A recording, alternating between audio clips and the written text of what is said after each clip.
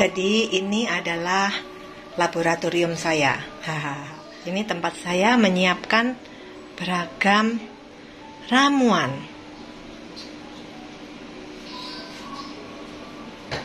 Di sisi sana adalah meja kerja saya. Ada printer, ada alat tulis, ada buku. Bukunya juga macam-macam. Ada buku yang pertanian, buku sastra, ya sesuai dengan aktivitas saya. Nah, ini saya membuat bakteri asam laktat, kayaknya sudah jadi nih ya, tuh.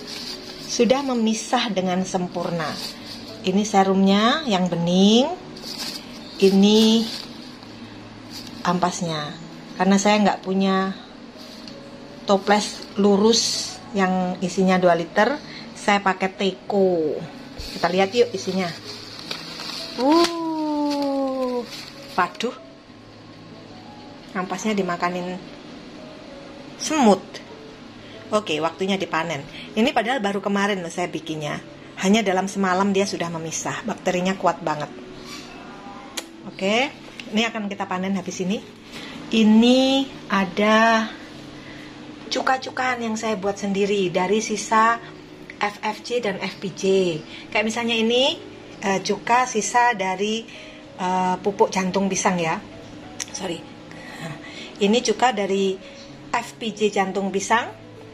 Ini FPJ-nya, fermented plant juice. Nah, ampasnya saya buat cuka. Ini baru saya saring kemarin. Terus ini FPJ daun mengkudu. Cukanya ada di sisi sini nih. Mana? Nih. Cukanya sisa FPJ mengkudu. Kemarin juga baru saya saring semua. Ini cuka-cukaan. Cuka. Terus, nah yang ini adalah, ini saya bangga banget karena effortnya lumayan ya. Membuat OHN, Oriental Herbal Nutrients. Dan kalau resepnya hanya meminta 5-6 herb saja, saya sebagai pemula nekat menggunakan 1, 2, 3, 4, 9 herbs. Bayangkan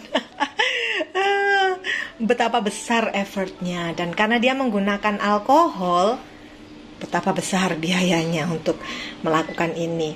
Tetapi saya senang banget karena effortnya itu kayak challenging tapi rewarding gitu. Ini kan harus diaduk tiap hari selama 2 minggu kali 5 season, 5 musim. Jadi total berapa itu? 5 kali 2 itu berapa? 10 minggu totalnya. Nah, karena kadang-kadang saya molor, jadi kadang-kadang lebih dari 2 minggu gitu. Mungkin sekitar 18 hari baru saya akhiri season pertama. Terus dipanen, dituang, saya tambahkan lagi alkoholnya, saya aduk lagi setiap hari. Coba bayangkan itu. Mengaduk setiap hari selama hampir 3 bulan, apa tidak membutuhkan komitmen menurut Anda? Komitmennya luar biasa. Yang sisi atas ini adalah yang sedang difermentasi, yang bawah ini adalah hasil panenannya. Ketika dipanen, disaring, dia dikumpulkan di wadah-wadah seperti ini. Ini saya tinggal panen 2 kali lagi. Nanti setiap panen itu saya menghasilkan air setinggi ini ya. Jadi panen berikutnya saya menghasilkan segini, nanti pas panen berikutnya pas segini ya. Jadi masih ada ruang udara dan nggak terlalu penuh gitu botolnya. Oke, saya menggunakan jahe merah, kunyit, serai, bawang, jahe, laos, likoris, kayu manis, dan ini Angelica root. Angelica root itu takarannya lebih besar 2 kali, jadi botol panenannya juga lebih besar ini ya. Dan saya gunakan semua herbs di sini. Saya cari yang organik. Semua herbs di sini, semua herbal, empon-empon di sini itu saya cari yang organik. Termasuk yang saya beli, saya tanyakan pada penjualnya apakah ini organik atau tidak. Ada yang penjualnya nggak bisa menjawab apakah organik atau tidak. Kalau nggak ada pilihan lain ya sudah, apa boleh buat. Tapi selama memungkinkan saya hanya menggunakan bahan yang memang ditanamnya secara organik. Karena tujuannya adalah untuk kesehatan ya, kesehatan tanaman. Jadi ya saya gunakan bahan yang terbaik. Kalau Anda tidak istilahnya tidak haram dengan alkohol, maka karena kita menggunakan alkohol yang bisa diminum, Anda juga bisa meminumnya. Tapi tidak banyak ya, ini kan tincture. Tincture itu loh, obat tetes kayak gitu, seperti obat batuk yang diteteskan gitu. Jadi kalau misalnya Anda radang tenggorokan atau batuk atau pilek, bisa meneteskan tincture ini 2-3 tetes untuk terapi. Kalau Anda tidak keberatan menggunakan alkohol sebagai bahan obat. So, ini ya ruang kerja saya. Itu peralatan-peralatannya sederhana. Tapi disinilah saya menghasilkan pupuk-pupuk organik rumahan yang kemudian juga banyak yang meminatinya gitu. Sementara di sini adalah laci fermentasi. Sebenarnya fermentasi itu harus di tempat yang sirkulasinya bagus. Jadi ini kadang-kadang ya saya biarkan terbuka gitu beberapa saat biar bersirkulasi. Nanti kalau pas nggak rame orang ya, pas nggak ada orang gitu saya buka. Nanti kalau orang sudah berlalu lalang ya saya tutup lagi. Nah, ini sebenarnya kan tidak boleh ya fermentasi gini dikenai cahaya. Jadi ketika nggak disuting gini, anjing saya kalau ada orang lewat. Jadi kalau pas nggak disuting gini ya, ini saya tutupi dengan handuk. Tunggu, ada tamu rupanya. Jadi demikian ya teman-teman, menengok dapur Fresh Garden.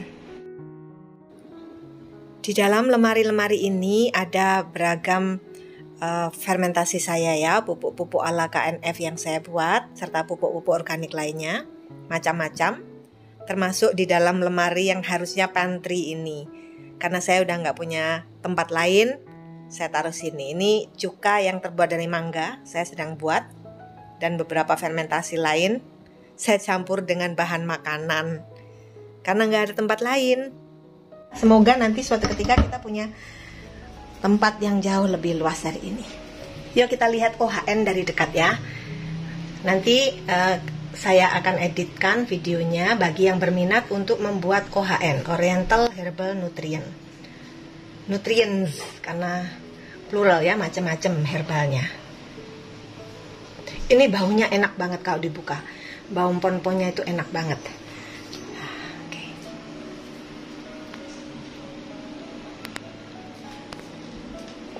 Nah, contoh yang sudah saya wadahi, ini sudah saya wadahi juga. Ada lagi. Nah, ini warnanya nanti seperti ini. Ini tincture-nya. Jadi, ini adalah gabungan dari semua OHN 1, 2, 3, 4, 5, 6, 7, 8 9 bahan ini sama jadi Angelica root, kayu manis, likoris, laos, jahe, bawang putih, serai, kunyit, dan jahe merah. Semua yang sudah dipanen saya taruh di sini dengan volume yang sama. Nah, ini yang digunakan untuk tanaman. Jadi, jangan mencampur terlalu banyak. Biarkan saja tersimpan terpisah-pisah seperti itu.